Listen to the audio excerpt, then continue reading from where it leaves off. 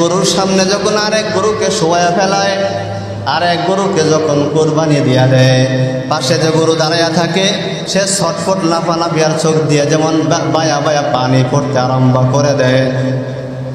তার আর বুঝতে বাকি থাকে না, আর কিছুক্ষণ পরে আমারও কোরবানি হয়ে যাইতে হবে। তবু তারা মনে মনে আমার মালিকের কাছে বলে, মালিক, এত বড় গরুর যে দেহ আছে, সব দেহটা বান্দার পরে যখন কোরবানি দেয়, একমাত্র মাওলাকে খুশি করার জন্য কোরবানি দেওয়ার পরে ওই বস্তুগুলা ভোগ করে মানুষ। বলে, কেন ভোগ করবে? ওই বস্তুগুলা খায়া বান্দাগুলা তরু তাজা থাকবে, শক্তি যোগাবে। ওই শক্তি যোগাইয়া যোগাইয়া মাওলার ইবাদত তারা করবে, সেই জন্য কোরবানি দেয়। দেখবেন একটা ছাগলকে যখন কোরবানি দিয়া দেয়, আর একটা ছাগলের সামনে যখন দিয়া দেয়, ছাগলটা কেমন যেন মাঝে মধ্যে ডাক দেয়। একটা ছাগলকে যখন সামনে সামনে জবাই দিয়া দেয়, আর একটা ছাগলের চোখের মধ্যে কেমন কোনায় পানি চলে আসে। ওই ছাগলটা কান্দে আর বলে, মালিক, আপনি আমাদেরকে বানাইলেন, একমাত্র মানুষের জন্যই তো বানাইলেন, মানুষের খেদমতের জন্য বানাইলেন। মানুষ খায়া খায় এগুলা ভোগ করবে আর গুলা আমি করবে। এই জন্য ছাগলও কিছু বলে না, গরুতেও কিছু বলে না, মুরগির বাচ্চাগুলোও কিছু বলে না। তারা চেউ চেউ শব্দ করে করে ধৈর্য ধারণ করে নেয়। وفضل زمانا على زمان كما فضل مكانا على مكان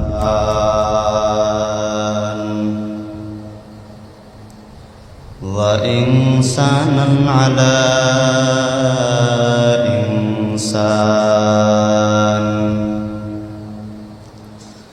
ونشهد أن لا إله إلا الله وحده لا شريك له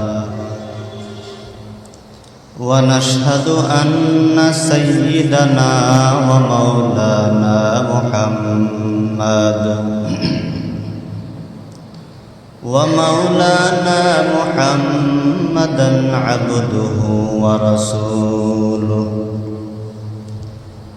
صلى الله تعالى عليه وعلى آله وأصحابه وبارك وسلم تسليما كثيرا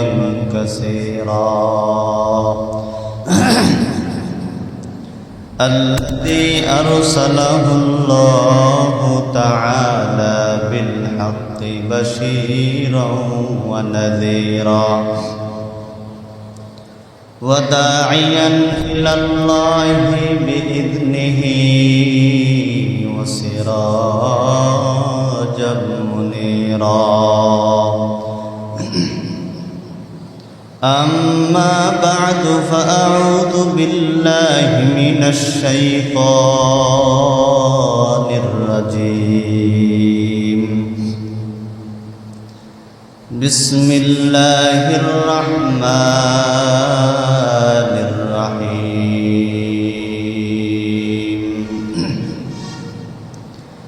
قل إن صلاتي ونسكي ومحياي ومماتي لله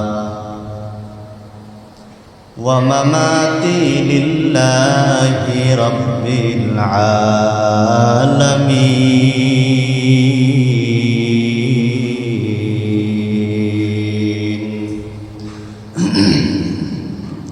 صدق الله مولانا العظيم وصدق رسوله النبي الكريم ونحن على ذلك من الشاهدين والذاكرين والحمد لله رب العالمين.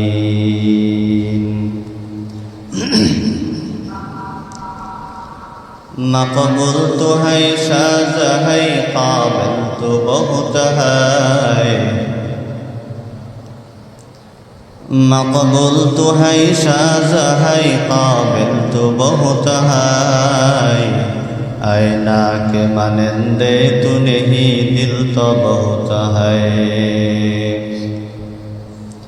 आईना के मानंदे तू नहीं दिल तो बहुत है एक चश्मे ज़दन गाफिल ज़ा शाह नबाशी एक चश्मे ज़दन गाफिल ज़ा शाह नबाशी शायद के निगाह कुनदा गाह नबाशी शायद के निगाह कुनदा गाह नबाशी उल्फत में बराबर के वफा हो के जफा हो उल्फत में बराबर के वफा हो के जफा हो हर चीज़ में लज्जत है अगर दिल में मज़ा हो हर चीज़ में लज्जत है अगर दिल में मज़ा हो मैं दूर हो मजबूर हो ऐ सैयद आलम मैं दूर हो मजबूर हो ऐ सैयद आलम दीदार दिखाते नहीं आवाज़ सुना दो दीदार दिखाते नहीं आवाज़ सुना दो আলহামদুলিল্লাহ শুকরিয়া আদায় করতেছি সেই মহান মালিকের দরবারে যে দয়াময় আল্লাহ আমাদেরকে দীর্ঘ সপ্তাহ পরে জুমার দিনে পবিত্র দিনে তো জিলহজ মাস আল্লাহ পাকের কাছে দামি এক মাস মর্যাদা সম্পন্ন এক মাস এই মাসকে যে কাজে লাগায় আল্লাহ তাআলা তার আমলনামায় হাজার লক্ষ নেক দান করেন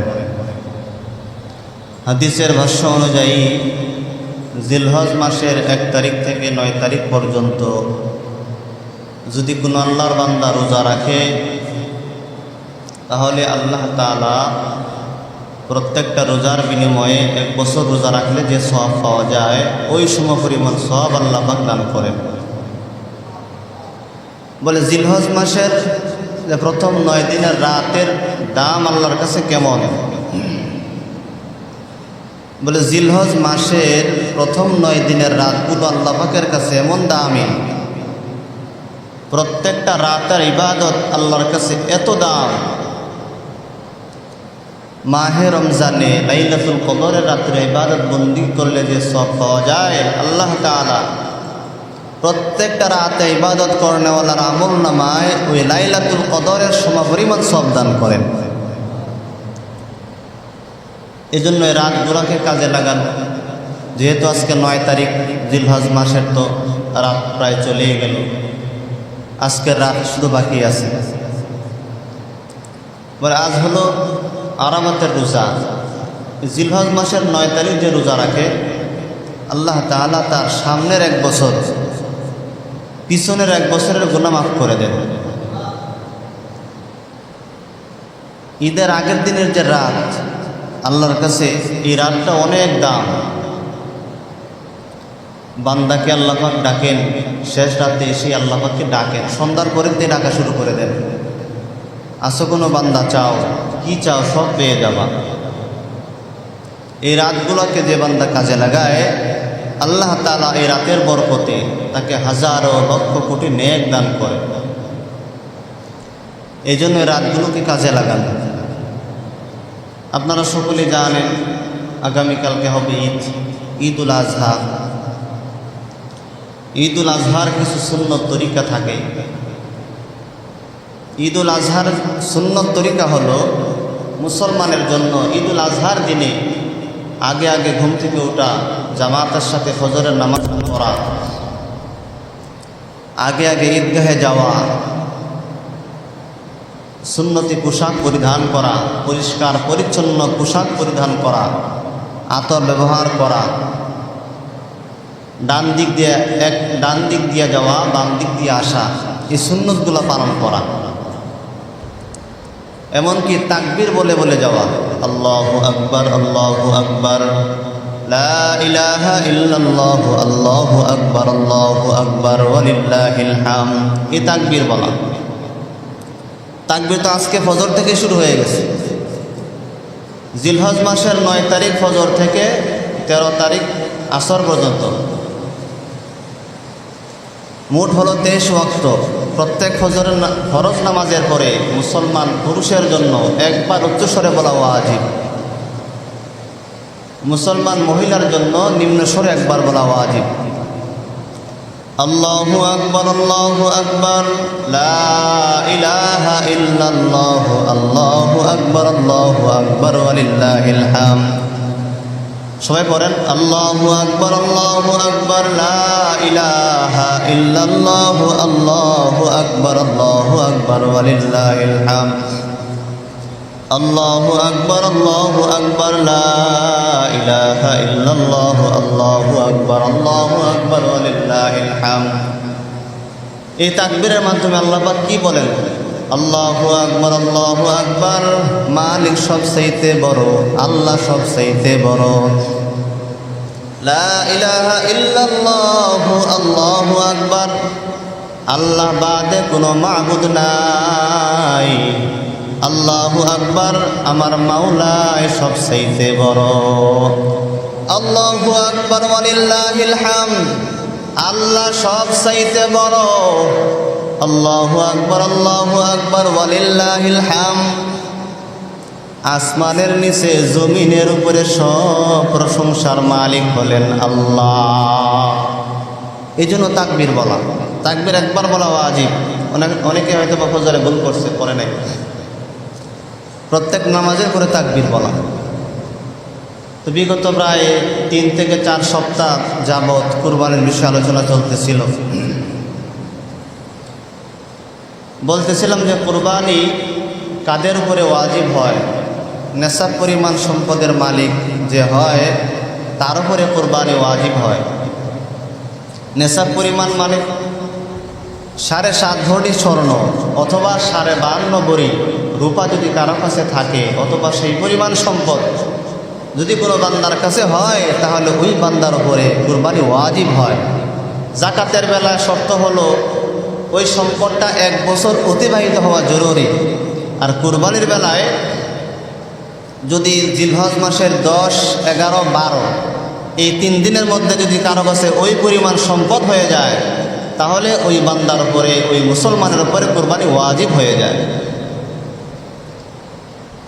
তো বর্তমান বাজারের দরদাম অনুযায়ী দেখা যায় 90 থেকে 1 লক্ষ টাকা যদি কারো কাছে হয়, তাহলে তার উপর কুরবানি ওয়াজিব হয়। 1 লক্ষ টাকা যদি কারো কাছে এই 3 দিনের মধ্যে হয়ে যায়, তাহলে তার উপর কুরবানি ওয়াজিব হয়। তো নেশাব পরিমাণ সম্পদের মালিক যারা হয় তাদের জন্য কুরবানি করা জরুরি, ওয়াজিব। সাহাবায়ে কেরামরা একদিন প্রশ্ন করলেন নবীর কাছে, ইয়া রাসূলুল্লাহ, ইয়া হাবিবাল্লাহ, এই কুরবানি দিলে লাভ কি? কুরবানি কেন দেব? কি ঘটনা? আল্লাহর নবী বলেন, কুরবানি হলো হযরত ইব্রাহিম আলাইহিস সালাতু ওয়াস সালামের সুন্নত। ইব্রাহিম আলাইহিস সালাতু ওয়াস সালাম যখন তার সন্তানকে কুরবানি করতে নিয়ে যায়, এই ইতিহাসটা, এই ঘটনাটা মালিকের কাছে পছন্দ হয়ে যাওয়ার কারণে এই ঘটনাকে সারা জীবন উম্মতে মুহাম্মদীর সামনে এই ঘটনার স্মারক হিসাবে আল্লাহ পাক এই কুরবানিকে ওয়াজিব করে দিয়েছে। বলে কুরবানি দিলে লাভ কি?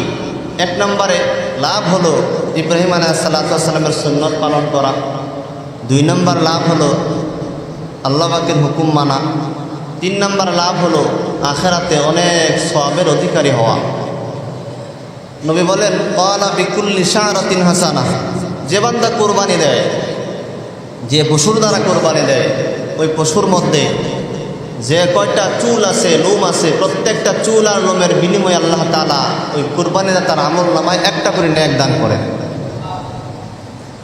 এজন্য প্রত্যেকটা পশু, নিম্নপক্ষে ছাগলের গায়ে হয়তো বা হাজার হাজার পশম, গণে শেষ করা যায়? হাজার হাজার লাখ লাখ নেক সে একটা কুরবানি দ্বার পাওয়া যায়। এই জন্য কুরবানি করা।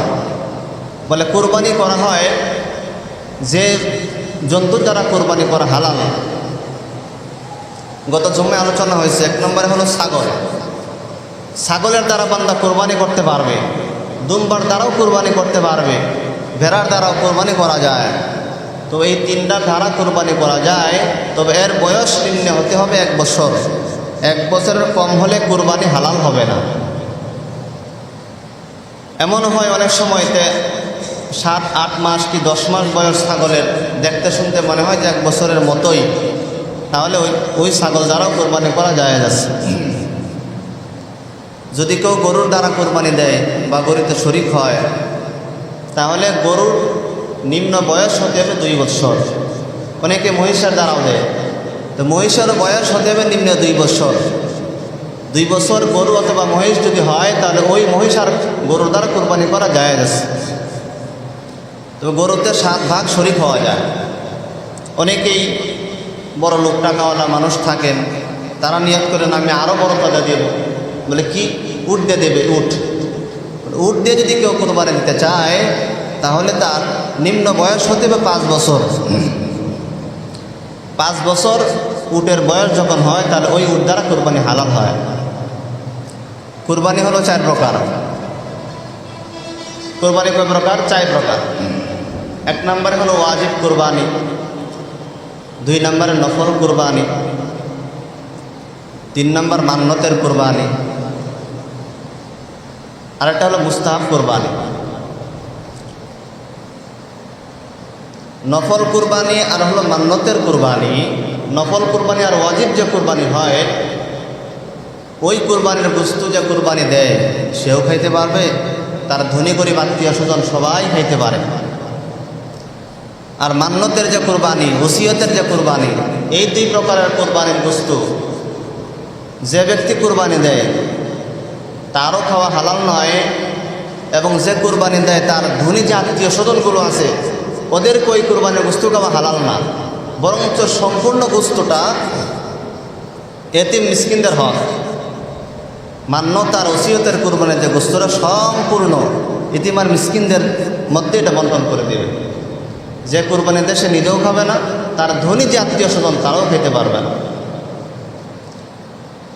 তো কোরবানির দ্বারা উদ্দেশ্য হলো আল্লাহ পাকের কাছে বান্দার জান মাল ইবাদত বন্দেগী সব কিছু সমর্পণ করা। যে কারণে আল্লাহ পাক বলেন, ইন্না সলাতি ওয়া নুসুকি ওয়া মাহইয়ায়া ওয়া মামাতি লিল্লাহি রাব্বিল আলামিন। আল্লাহ পাক নিজেই জানায়া দেয়, এ মুমিনে কামেলেরা, ইন্না সলাতি ওয়া নুসুকি ওয়া মাহইয়ায়া ওয়া মামাতি লিল্লাহি রাব্বিল আলামিন।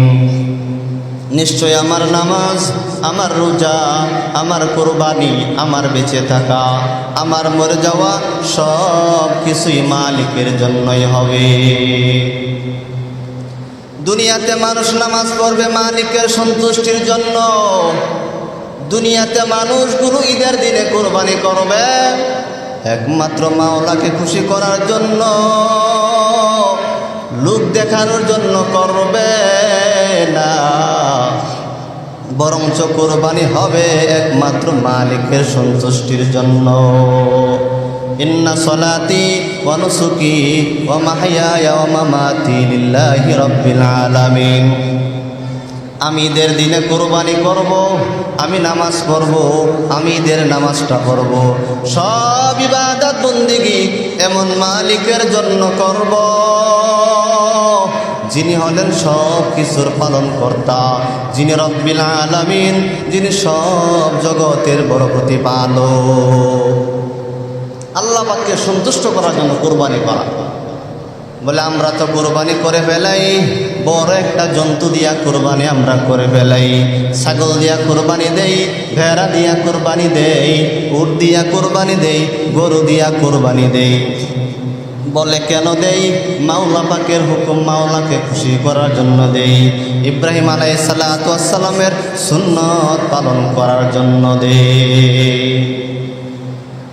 আল্লাহ পাক ডাক দিয়া বলে, হে মুমিনের দলেরা, দুনিয়ার সব আরামায়েশ একমাত্র তোমাদের জন্যই বানায়া দিলাম। শুধু তোমাদেরকে বানাইলাম, আমি আল্লাহর গোলামি তোমরা করবা, আমি আল্লাহকে ডাকার মতন ডাকবা, আমি আল্লাহকে সব সময় মনে রাখবা। দুনিয়ার মধ্যে সব সময় মালিকের স্মরণ করা, দুনিয়ার মধ্যে বাতাস নামক নিয়ামত বান্দার জন্য গ্রহণ করা। আল্লাহ তাআলা রিজিক দিয়েছেন বান্দার জন্য, আল্লাহ তাআলা সূর্য বানাইছেন মুমিনের জন্য, আল্লাহ পাক সব কিছু বানাইছেন মুমিন বান্দার ভোগ করার জন্য। আল্লাহ তাআলা সব কিছু বানাইলেন, আল্লাহ পাক পশু পাখি সব কিছু বানাইলেন মুমিনের ভোগ করার জন্য। তবু যারা মাওলা পাকের নিয়ামত ভোগ করার পর যে বান্দাগুলো মালিকের গোলামি করবে না, ওই বান্দার মতনই মুখারাম আর দ্বিতীয় কেউ হতে পারে না। আল্লাহ পাক ডাক দিয়া বলে, হে মুমিনের দলেরা, কুরবানির দিনে তোমরা কুরবানি দাও। ইব্রাহিম আলাইহিসসালাম যখন ইসমাইলকে জবাই দিতে যায়, ইসমাইল যদি জবাই হয়েই যাইত তাহলে এমন হয়তো বা নিয়ম হয়ে যাইত, তোমাদের সংসারের মধ্যে তোমাদের পরিবারের মধ্যে একটা একটা সন্তানকে প্রতি বছর কোরবানি করে দাও। বর্তমান সময়ে তালাশ করলে দেখবেন মানুষের শরীরে যদি একটা মশা কামড়ায়া দেয়, ওই মশার কামড় মানুষ সহ্য করতে পারে না, একটা বেতের বাড়ি সহ্য করতে পারে না, একটা অনেক সময় আঘাত সহ্য করতে পারে না। যখন সংসারের মধ্যে কোনো সন্তানকে কোরবানি দেওয়া লাগতো, মানুষের অন্তরে কতটা মায়া ওই সময় হয়ে যাইতো।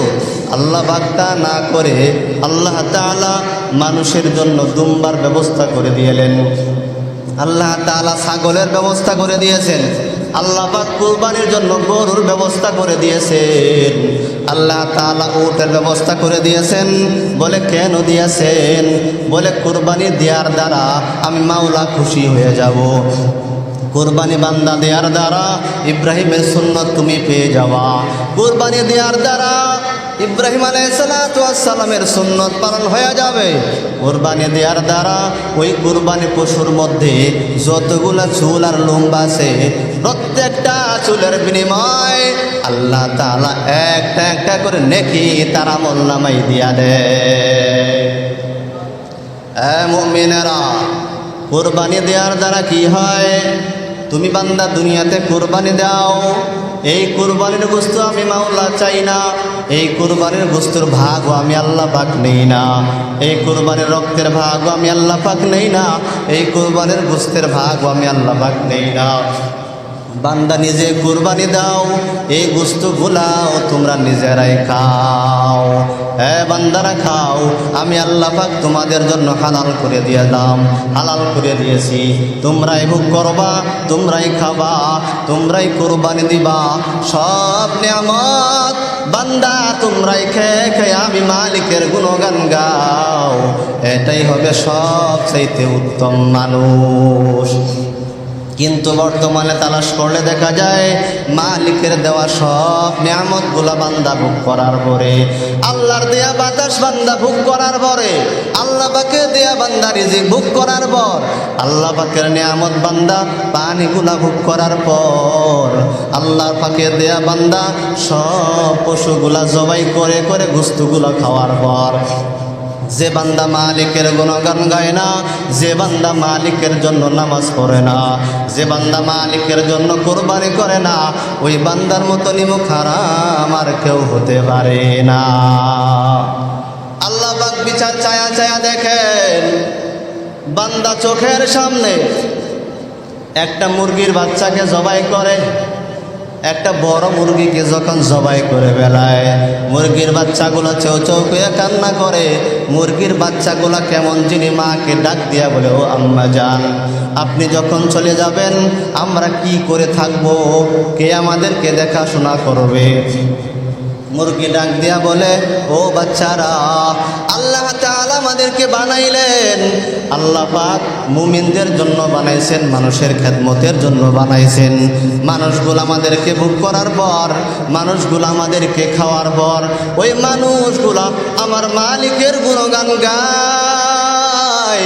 এই গুণগান গাওয়ার জন্য আল্লাহ পাক প্রত্যেকটা মুরগিকে বানাইছেন, সব পশুগুলাকে মালিক বানাইছেন। বলে কেন বানাইছেন?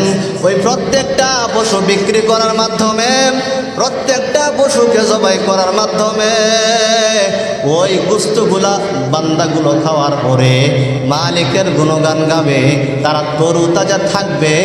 এই জন্য মাওলা বানাইছে। কুরবানির দিনে দেখা যায় অনেক কুরবানি দেওয়ার সময়, অনেক সময় দেখবেন এক গরুর সামনে যখন আরেক গরুকে শোয়া ফেলায়, আর এক গরুকে যখন কোরবানি দিয়া দেয়, পাশে যে গরু দাঁড়াইয়া থাকে সে ছটফট লাফালাফি আর চোখ দিয়ে যেমন বায়া বায়া পানি পড়তে আরম্ভ করে দেয়। তার আর বুঝতে বাকি থাকে না, আর কিছুক্ষণ পরে আমারও কোরবানি হয়ে যাইতে হবে। তবু তারা মনে মনে আমার মালিকের কাছে বলে, মালিক, এত বড় গরুর যে দেহ আছে, সব দেহটা বান্দার পরে যখন কোরবানি দেয়, একমাত্র মাওলাকে খুশি করার জন্য কোরবানি দেওয়ার পরে ওই গোশতগুলা ভোগ করে মানুষ। বলে কেন ভোগ করবে? ওই গোশতগুলা খায়া বান্দাগুলা তরুতাজা থাকবে, শক্তি যোগাবে। ওই শক্তি যোগাইয়া যোগাইয়া মাওলার ইবাদত তারা করবে, সেই জন্য কোরবানি দেয়। দেখবেন একটা ছাগলকে যখন কোরবানি দিয়া দেয়, আর একটা ছাগলের সামনে যখন দিয়া দেয়, ছাগলটা কেমন যেন মাঝে মধ্যে ডাক দেয়। একটা ছাগলকে যখন সামনে সামনে জবাই দিয়া দেয়, আর একটা ছাগলের চোখের মধ্যে কেমন কোনায় পানি চলে আসে। ওই ছাগলটা কান্দে আর বলে, মালিক, আপনি আমাদেরকে বানাইলেন, একমাত্র মানুষের জন্যই তো বানাইলেন, মানুষের খেদমতের জন্য বানাইলেন। মানুষ খায়া খায়া এগুলা ভোগ করবে আর গোলামি করবে। এই জন্য ছাগলও কিছু বলে না, গরুতেও কিছু বলে না, মুরগির বাচ্চাগুলোও কিছু বলে না। তারা চেউ চেউ শব্দ করে করে ধৈর্য ধারণ করে নেয়। এই জন্য নবীর সুন্নত হলো, একটা গরুর সামনে আর একটা গরুকে তোমরা জবাই দিও না। গরুকে যখন জবাই দাও, একটা গরুর আবদালে গিয়া তোমরা গরুকে জবাই দাও। ছাগলকে যখন তোমরা জবাই দাও, একটা ছাগলের আবদালে যাইয়া তোমরা আর একটা ছাগলকে জবাই দাও, যেন একটা ছাগলের সামনে আরেকটা ছাগল যেন কোরবানি দেওয়া না হয়। কারণ যখন কোরবানি দেওয়াই হয়, আর একটা ছাগল দেখা বড় ভয় পায়। এই জন্য আল্লাহ পাক বলেন, ইন্না সলাতি ওয়া নুসুকি ওয়া মাহইয়ায়া ওয়া মামাতি লিল্লাহি রাব্বিল আলামিন। দুনিয়ার মধ্যে সব কিছু মালিকরে খুশি করার জন্যই করা লাগবে। বান্দা ঈদের দিনে কুরবানি করবে, বান্দা ঈদের নামাজ পড়বে, সব ইবাদত বন্দেগী একমাত্র মালিককে রাজি খুশি করার জন্যই বান্দা করবে। দুনিয়ার মধ্যে আল্লাহ তাআলা ডাক দিয়া বলেন, দুনিয়ার সব নিয়ামতগুলা বান্দা ভোগ করার পর বান্দা মালিকের গুণগান গায় না, মালিকের হুকুম মানতে চায় না, মালিককে ডাকতে চায় না। আর দুনিয়ার মধ্যে মালিকের সব নিয়ামতগুলা যখন বান্দা ভোগ করে নেয়, ঈদের দিনে কোরবানি করে নেয়, ঈদের দিন যখন সব পশুগুলাকে বান্দাগুলো কোরবানি করে নেয়, আল্লাহ তাআলা ডাক দিয়া বলেন, হে মুমিনের দল, তুমি যেই জন্তুটা কোরবানি করলা, ওই জন্তুর গোশত আমি চাই না। ওই কোরবানির পশুর রক্ত আমি মালিকের দরবারে পৌঁছাবে না, একমাত্র পৌঁছাবে বান্দা তোমার অন্তরের হালাত কেমন। তুমি কি মানুষকে দেখাচ্ছ? তুমি কি আমি মাওলাকে খুশি করার জন্যই কোরবানি করলা কিনা? এইটা দেখার জন্যই আমার মাওলা বান্দার অন্তরের দিকে তাকায়া থাকে। এই জন্য আল্লাহ পাক বলেন, ইন্না সলাতি ওয়া নুসুকি ওয়া মাহইয়ায়া ওয়া মামাতি লিল্লাহি রাব্বিল আলামিন।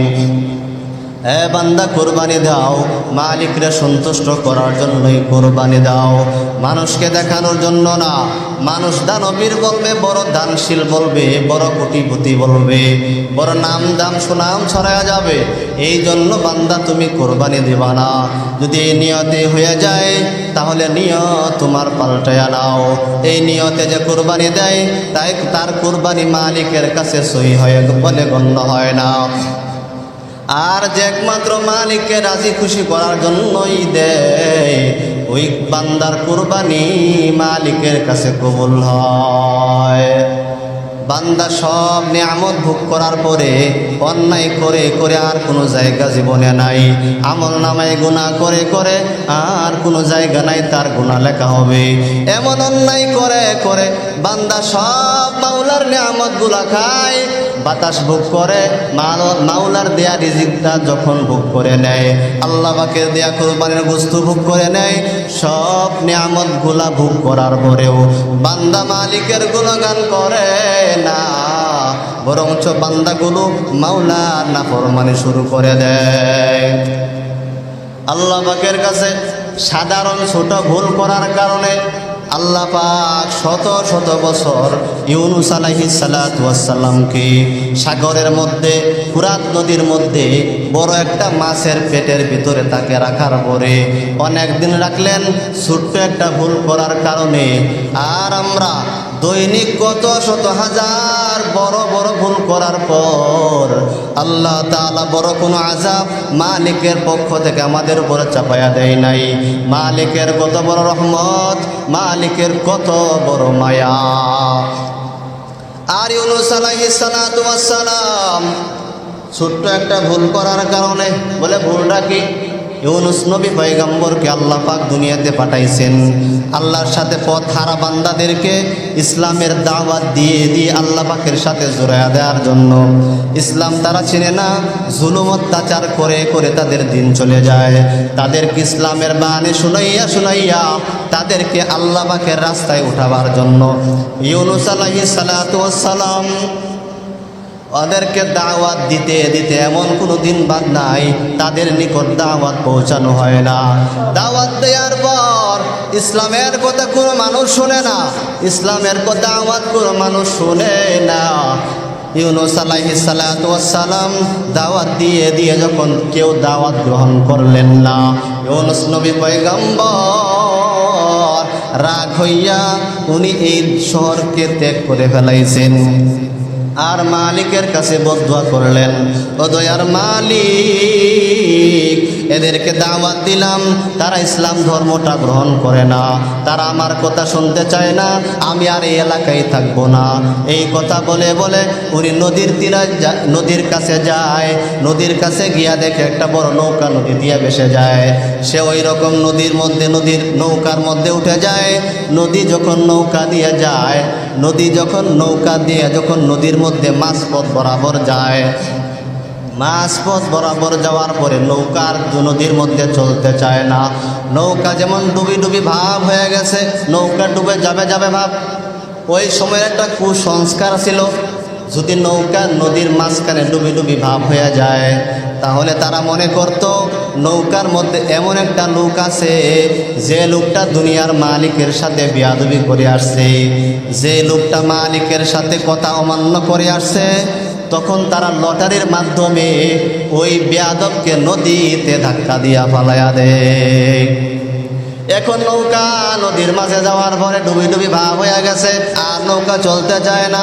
তারা ওই কুসংস্কার অনুযায়ী সন্দেহমূলকভাবে লটারি চালানো শুরু করলো। লটারি দেওয়ার পরে লম্বা ঘটনা, প্রথম লটারি বাজলো ইউনুস আলাইহিস সালাতু ওয়াস সালামের নাম। ইউনুস আলাইহিস সালাতু ওয়াস সালামের নাম যখন বেঁধে গেল, তখন নৌকার সব মানুষগুলা তাদেরকে তার কাছে যখন যায়, যাওয়ার পরে দেখে ইউনুস আলাইহিস সালাতু ওয়াস সালামের কত সুন্দর চেহারা, কত সুন্দর তার কথা, কত সুন্দর তার মায়াবী চেহারা। তারা বিশ্বাস করেন না এই লোক তো খারাপ হতে পারে না, এই লোক তো দুনিয়ার কোনো মুনিবের কথা মান্য করতে পারে না, এই লোক তো অনেক ভালো মানুষ, এই লোক আর অন্যায়কারী হইতে পারে না। আবার লটারি দেয়, দুইবার তিনবার যখন লটারি দেয়, তিনবার লটারির মধ্যেই নবীর ইউনুসের নাম চলে আসে।